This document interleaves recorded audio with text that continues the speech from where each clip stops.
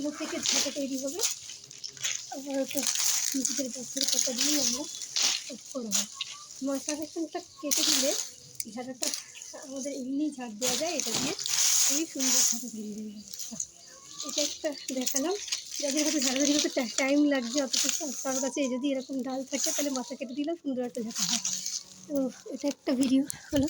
আর secondly আমি এখানে তো দেখিয়ে দিচ্ছি, যদি ছাড়িয়ে ছাড়িয়ে রাখছি, এই পাতাগুলো দিয়ে আমাদের রান্না করা হয় এবং এগুলো থেকে কাটি বার করা হবে। কাটি বার করে সেখান থেকে আমাদের নিজস্ব ঝাঁটা তৈরি হয়। হ্যাঁ, আমি ঝাঁটা কখনো বিক্রি করি না, নিজেদের জন্যই করি, কিন্তু সেটা আমাদের নিজস্ব। আর আমাদেরই প্রচুর ডালপালা পড়ে থাকে, এগুলো সব একটা একটা করে নিয়ে আমি ইউজ করি। আর আমার বাড়িটাও যদি দেখতে চান, বাড়িটাও আমি দেখাচ্ছি ঘুরে ঘুরে। একটা ছোটো বাথরুম মতো করার প্ল্যান রয়েছে ঘরের ভিতরে, এখন আপাতত এটা হয়নি। আমার এখানে প্রচুর বিয়ের কার্ড আছে, এগুলো দিয়ে ম্যাজিকের জিনিস তৈরি হবে। সবই আমি জোড়া করে রেখে দিই, মানে আমি কি বলি, ফেলে দেওয়া জিনিস থেকে জিনিস তৈরি করি, এটা আমার একটা নিজস্ব ক্রিয়েটিভিটি। আর এখানে আমাদের হচ্ছে যে প্রচুর কাঠকুটো সব পড়ে রয়েছে, আমি যখন যেখান থেকে পারি যা হোক টুকটাক গুছিয়ে, কিন্তু সবই জ্বালানি করা হয়।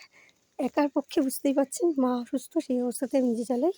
তো একার পক্ষে আমার পক্ষে সম্ভব না যে সমস্ত কিছু গুছিয়ে রাখা, তো যতটুকু চেষ্টা করি কাজটা করা, যখন সুস্থ থাকি তখনই করি।